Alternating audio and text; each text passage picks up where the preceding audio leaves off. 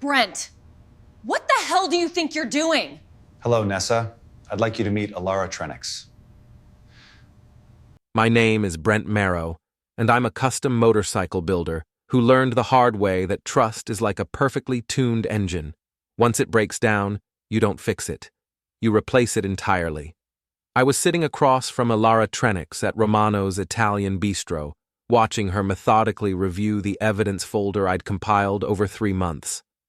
She had the kind of calm precision that reminded me of adjusting carburetor settings, deliberate, focused, unshakable.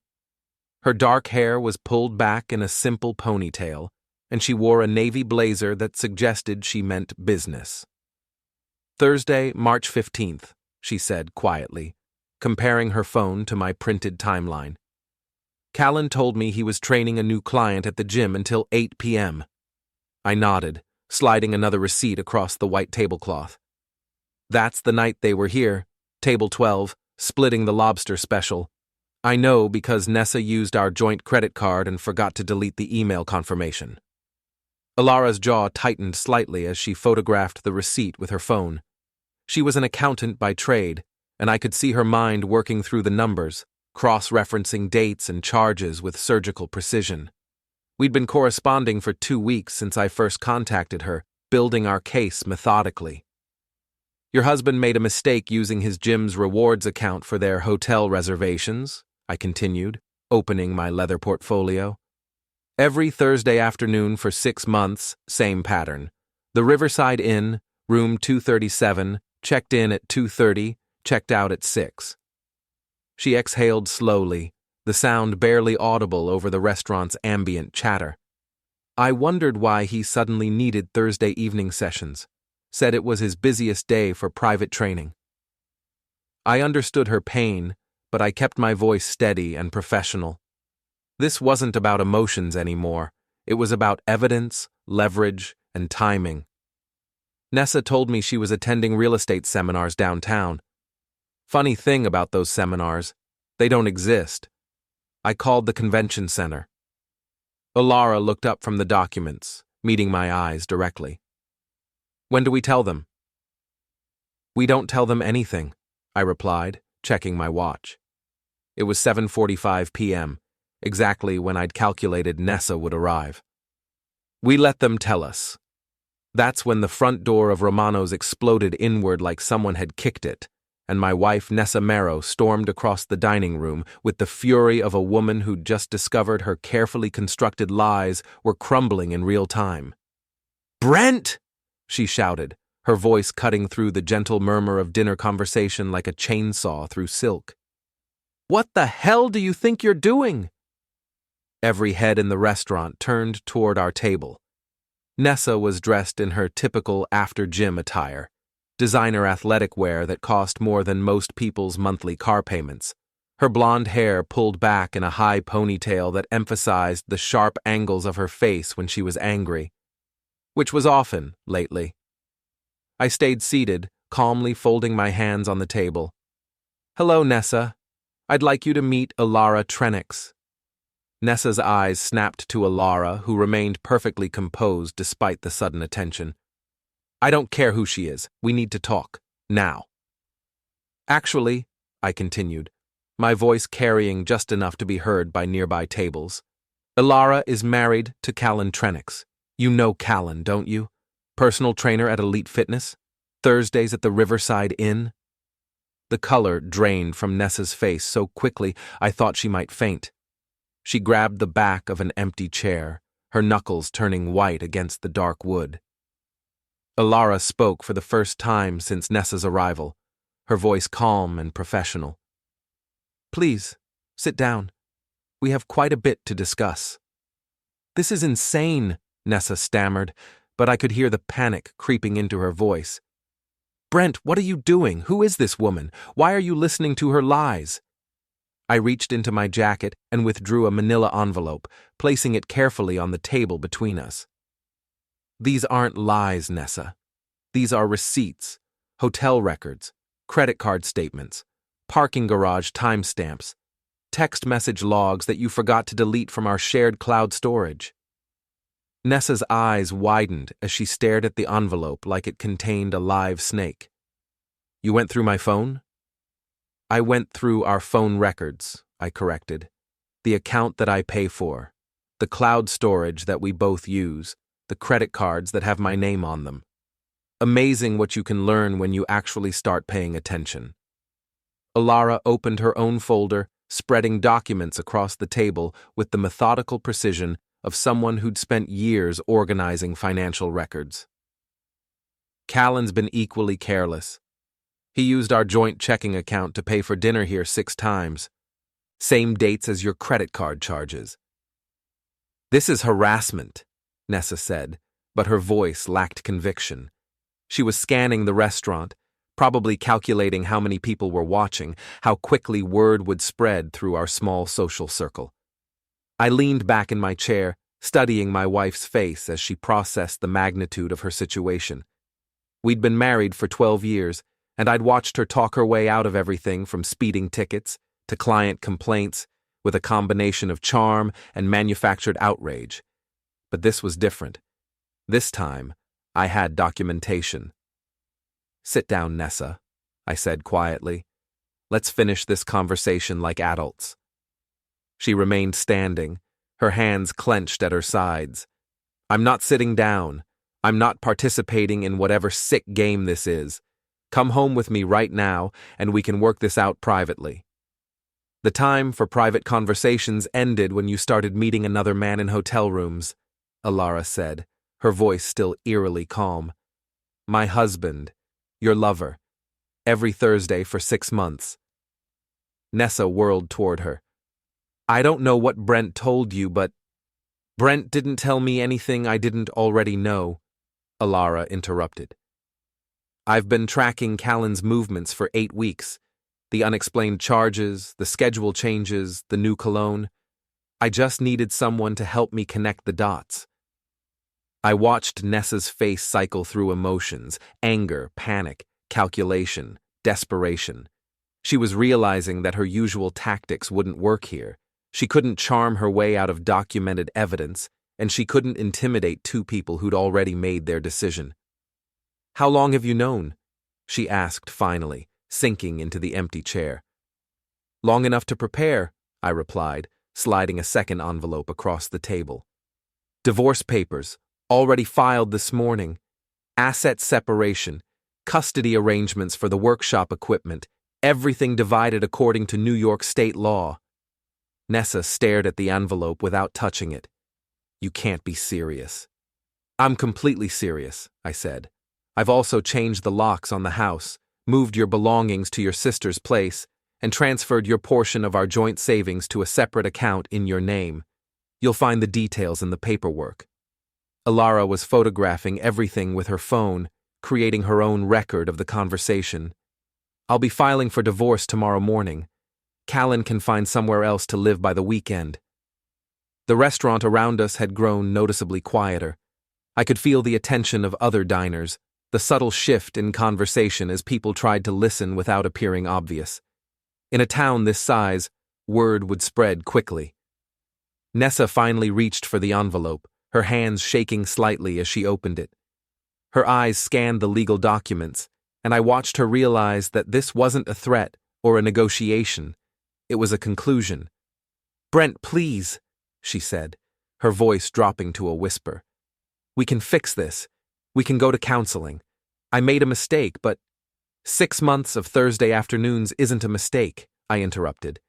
It's a choice, a series of choices, and now I'm making mine. I stood up, placing 2 20s on the table to cover my portion of the dinner. Elara, thank you for an illuminating evening. I think we've accomplished what we set out to do. Elara gathered her documents efficiently, sliding them back into her folder. Indeed we have. Nessa, you'll be hearing from my attorney within the week. I suggest you coordinate with yours to avoid any unnecessary complications. As we prepared to leave, Nessa grabbed my arm.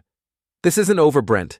You can't just walk away from 12 years of marriage because of one mistake. I looked down at her hand on my sleeve, then back at her face. Watch me. The next morning I was in my workshop behind the house, rebuilding a 1978 Harley Sportster, when my phone started buzzing with text messages. Word had already begun spreading through our social circle like oil through engine parts, messy, pervasive, and impossible to clean up completely. The first message was from Marty Fennick, my oldest friend and former bouncer at the Steel Barrel. Heard about last night. You okay, brother?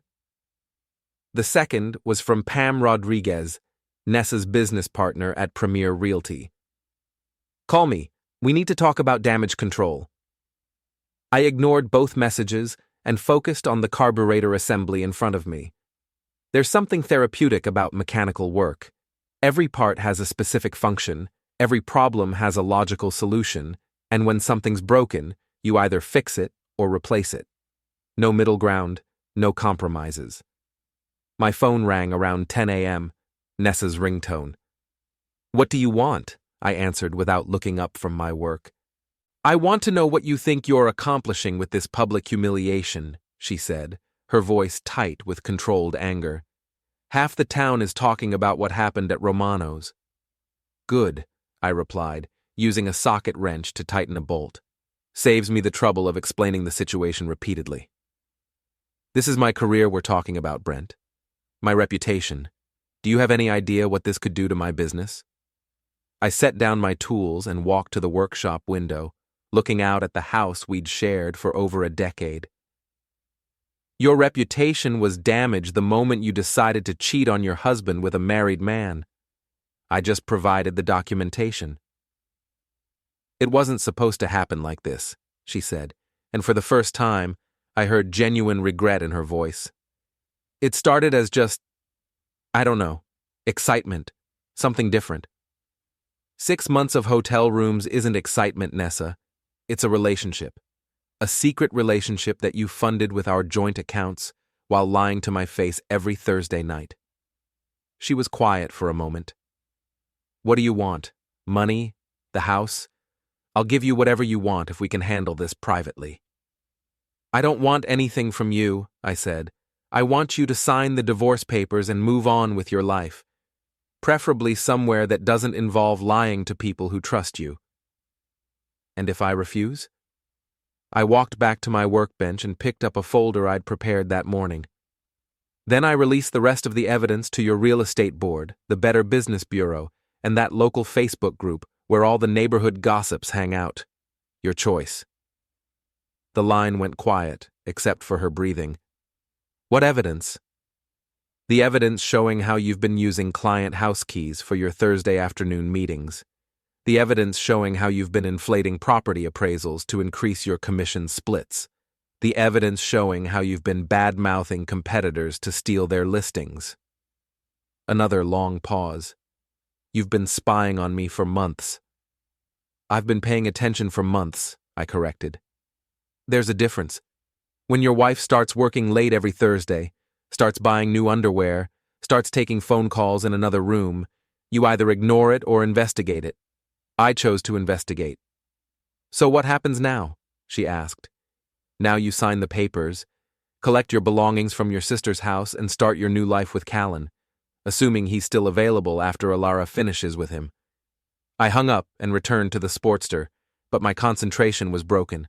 The phone buzzed again, this time a text from an unknown number. This is Elara.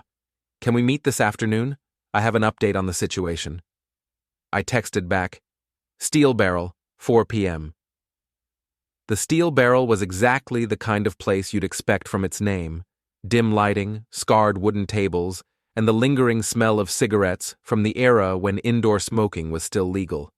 It was also neutral territory, a place where serious conversations could happen without interruption. Elara was already there when I arrived, sitting in a corner booth with a cup of coffee and a legal pad covered in neat handwriting. She'd traded yesterday's business attire for jeans and a simple sweater, but she still carried herself with the same composed precision. How did it go with Callen? I asked, sliding into the booth across from her. About as well as expected, she replied, not looking up from her notes. Denial, anger, bargaining, more anger. He's currently staying at his gym, sleeping on the office couch. And the divorce proceedings? Filed this morning.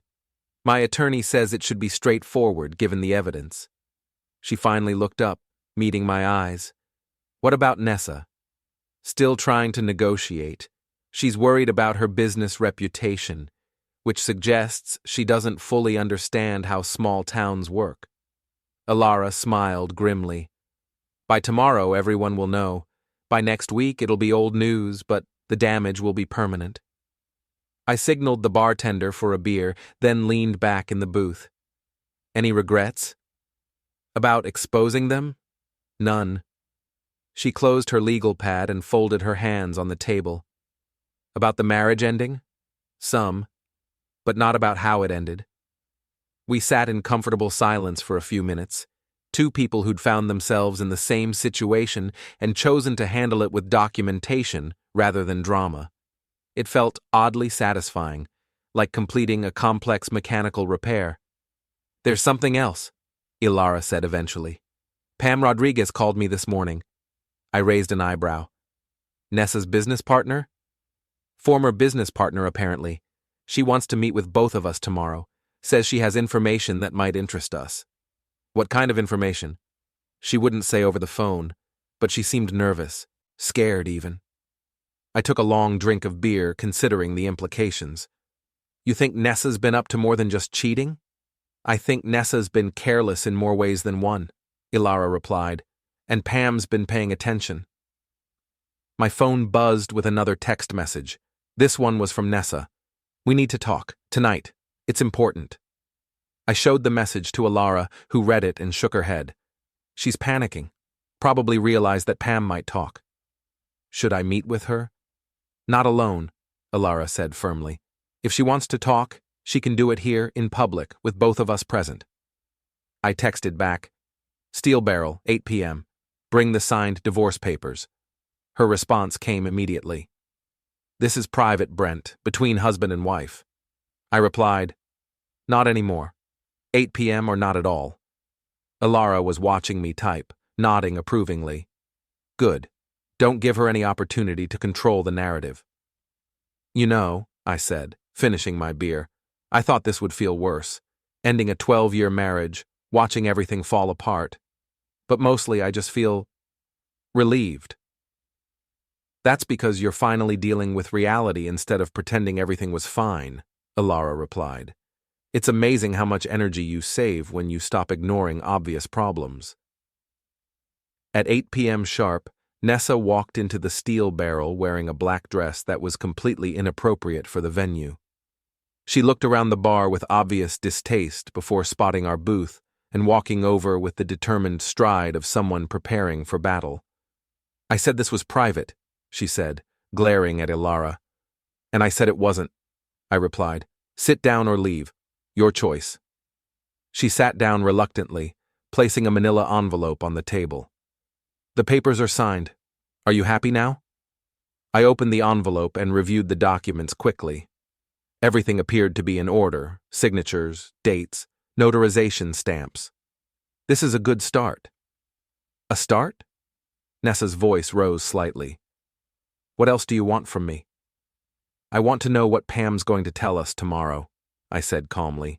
And I want to know why you're scared enough to sign divorce papers without trying to negotiate. Nessa's composure cracked slightly. I don't know what you're talking about. Elara leaned forward. Pam called me this morning. She wants to meet. She says she has information about financial irregularities at Premier Realty. Pam's a gossip and a troublemaker, Nessa said quickly. She's been jealous of my success for years. What kind of irregularities? I pressed. Nessa stood up abruptly. I don't have to listen to this. The papers are signed. We're done. We're done when I say we're done, I replied, my voice hardening. Sit down. Before we dive deeper into this story, I have one small request. Please subscribe, drop a like, comment, and hit that hype button to boost this channel so more people can discover these incredible Reddit stories. She remained standing, but I could see the uncertainty in her eyes. You can't keep harassing me, Brent. I have rights. You had rights when you were my wife, I said. Now you're just someone who owes me explanations. Elara opened her own folder and spread several documents across the table. Property transfer records, commission splits, client complaint forms. Pam provided copies of everything. Nessa stared at the documents, her face growing pale. She had no right to share confidential business information. She had every right to protect herself from potential legal liability, Elara replied, especially when her business partner has been forging client signatures and inflating property values. That's not, Nessa started, then stopped. You don't understand how real estate works. I understand how fraud works, I said quietly. And I understand that your Thursday afternoon meetings weren't just about cheating on me. They were about planning how to steal from your clients. Nessa finally sat down, her defiant posture collapsing into something closer to defeat. It wasn't supposed to go this far. What wasn't supposed to go this far? Elara asked. Any of it. The affair, the business shortcuts, the lies. It just snowballed. I studied my wife's face, my ex-wife's face, and realized that I was looking at a stranger. The woman I'd married 12 years ago might have made mistakes, but she wouldn't have systematically defrauded clients while carrying on a 6-month affair. Who are you? I asked quietly. She looked up, confused. What do you mean? I mean, I don't recognize the person sitting across from me. The Nessa I married wouldn't have done any of this. People change, Brent. People grow. You've been stuck in that workshop for years while I've been building a career, making connections, creating opportunities. You've been creating opportunities to steal from people who trusted you, I corrected. There's a difference. She was quiet for a long moment, staring at the document spread across the table. What happens now? Now you disappear, I said simply. You leave town, you start over somewhere else, and you hope that your former clients don't decide to press charges. And if I don't? Elara answered before I could. Then we turn everything over to the district attorney and let them sort it out. Nessa gathered the documents and stood up again, this time with more purpose. Fine. You win. Both of you. I hope you're satisfied with destroying my life. We didn't destroy your life, I replied. We just documented how you destroyed it yourself. She walked away without another word, leaving the signed divorce papers on the table between us.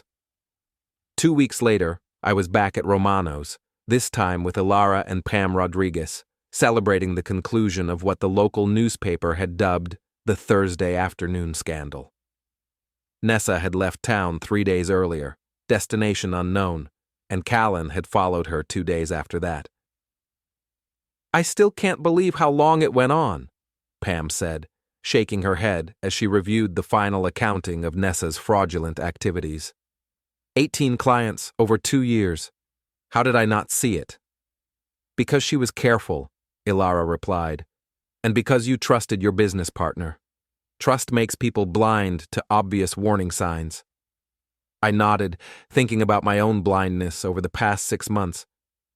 The question is whether we did the right thing. You did the only thing, Pam said firmly. If you hadn't exposed her, she would have kept stealing from clients until someone got hurt badly enough to take legal action. This way, at least, people know what happened and can protect themselves. My phone buzzed with a text message from an unknown number. I opened it and read, "This isn't over. You'll regret what you did to me." I showed the message to Elara, who frowned and took a photo of it with her own phone. Nessa? Has to be. Same melodramatic tone. Are you worried?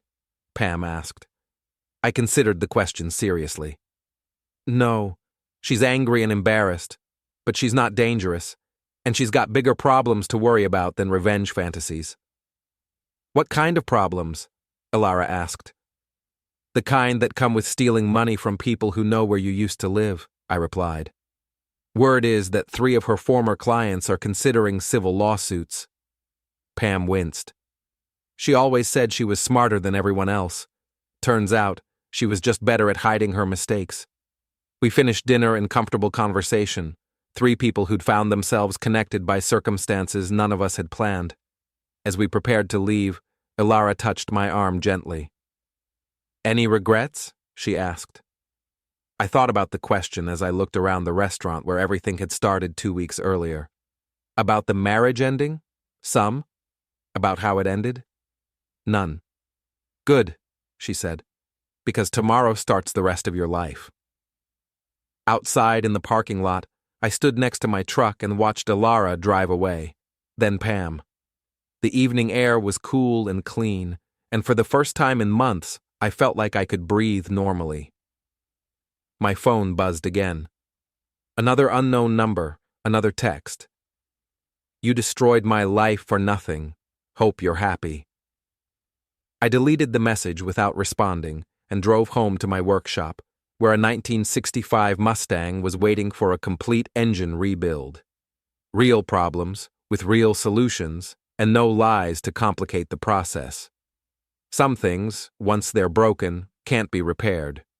But some things can be rebuilt from scratch, stronger and more reliable than they were before. I had work to do. 3 months had passed since the divorce was finalized when I received an unexpected visitor at my workshop. I was installing a custom exhaust system on a restored Chevelle when Detective Gina Costa from the County Sheriff's Department knocked on my door. "Brent Marrow?" she asked, showing her badge. "That's me. What can I do for you, Detective?" "I'd like to ask you a few questions about your ex-wife, Nessa Marrow. Do you have a few minutes?" I set down my tools and gestured toward 2 folding chairs near my workbench. "What's this about?" Detective Costa opened a small notebook and consulted her notes.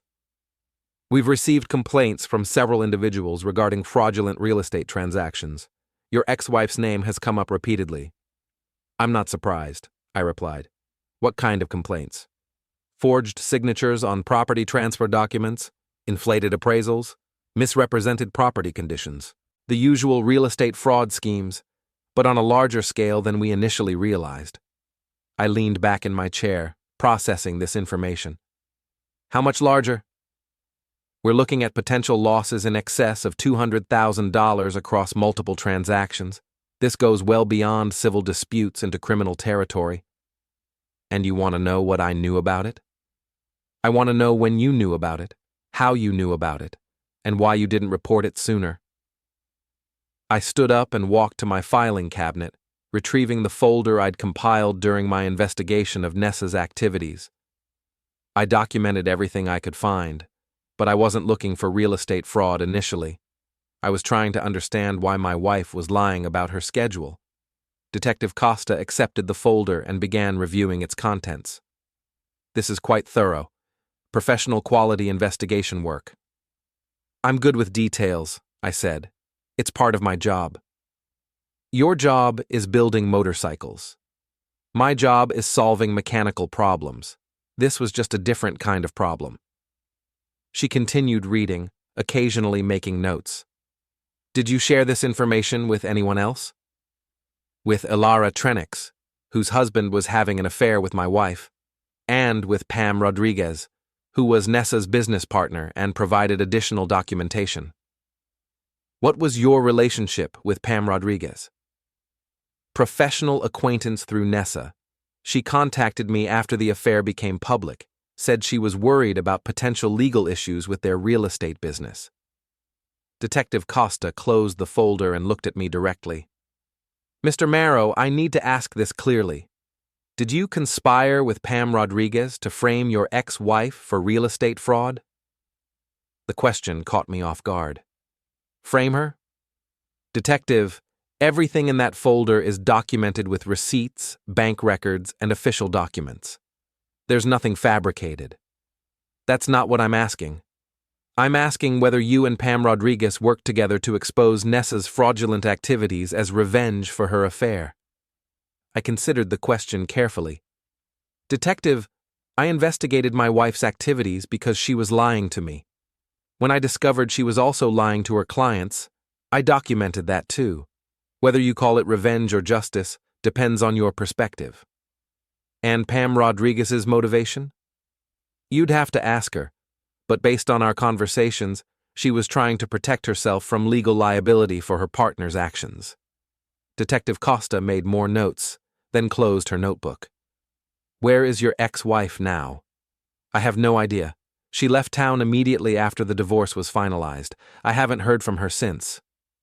No forwarding address? No contact information? None that I'm aware of. She cut all ties when she left. The detective stood up and handed me her business card. If she contacts you, I'd appreciate a call. We have questions for her.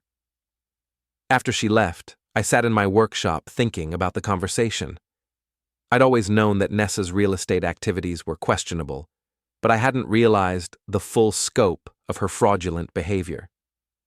The investigation had started as a way to understand her lies about the affair, but it had uncovered something much more serious. My phone rang. Elara's number.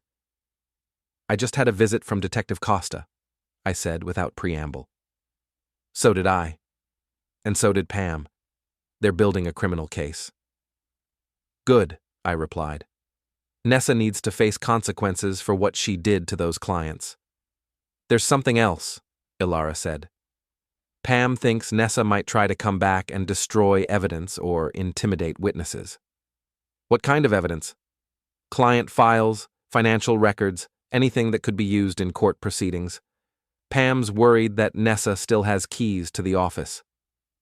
I walked to my workshop window and looked out at the quiet street.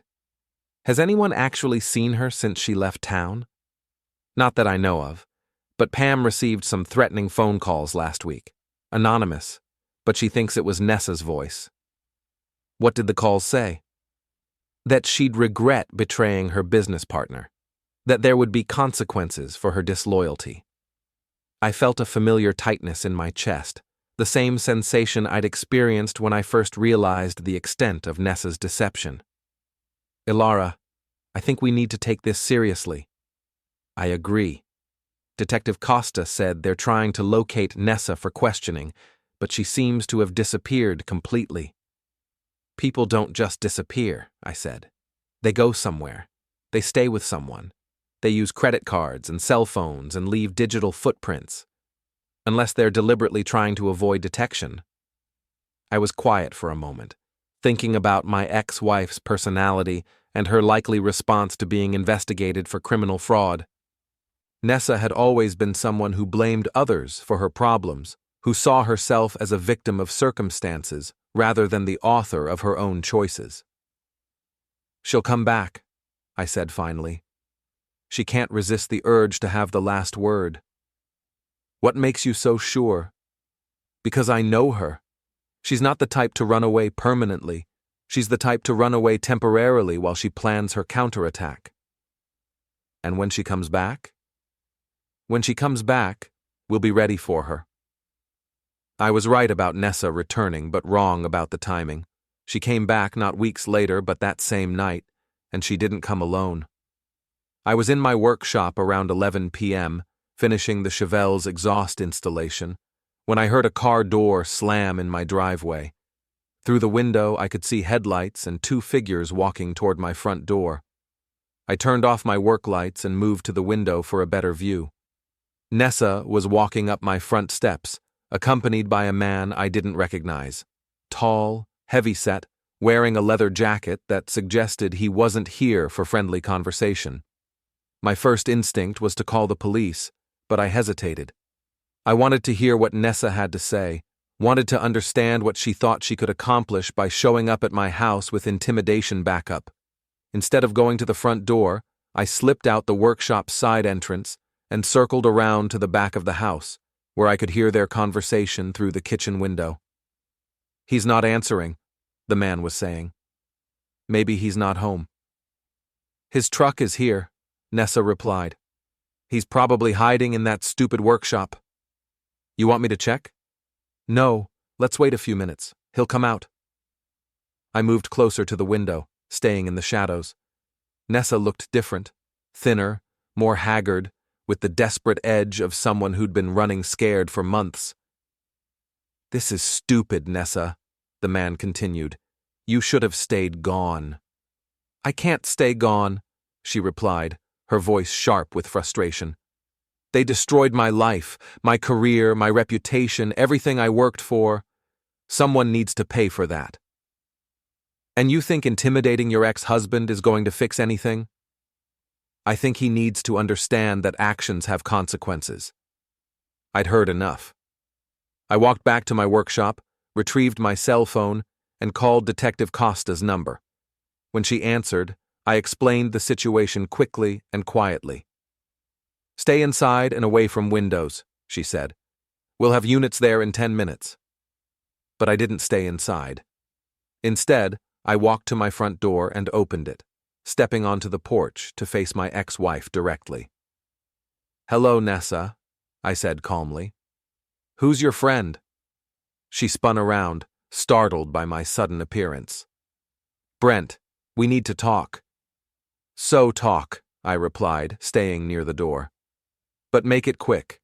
I have work to finish." The man in the leather jacket stepped forward slightly, trying to look intimidating. "Maybe we should talk inside, more private." "I'm comfortable right here," I said, meeting his eyes steadily. "Unless you have a problem with that." Nessa moved between us, clearly nervous about the dynamic. "Brent, I want you to call off the investigation. Tell the police you made a mistake, that you misunderstood what you saw." "I can't do that," I replied, "because I didn't make a mistake, and I didn't misunderstand anything." "You destroyed my life over a stupid affair," she said, her voice rising. "You couldn't just handle it like a normal person. You had to humiliate me publicly." "I documented your fraudulent business activities," I corrected. "The affair was just how I discovered them." "Those weren't fraudulent activities. Those were creative solutions to complex real estate problems." I almost laughed at the absurdity of her rationalization. "You forged client signatures and inflated property values to steal money. That's not creative. It's criminal." The leather jacket man was getting impatient. "Are we going to talk all night, or are we going to solve this problem?" "What kind of solution did you have in mind?" I asked. Nessa answered before he could. "I want you to recant your testimony. Tell the police you were angry about the divorce and exaggerated the evidence." "And if I refuse?" She glanced at her companion, then back at me. "Then we'll have to find another way to resolve this situation." In the distance, I could hear sirens approaching. Nessa heard them too, and her expression shifted from determined to panicked. "You called the police," she said accusingly. "I called them when you showed up at my house with a hired intimidator," I replied. "What did you expect?" The leather jacket man was already backing toward their car. "This was a bad idea, Nessa. We need to leave, now." But Nessa wasn't ready to leave.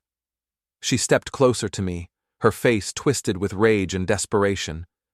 "You think you won, don't you?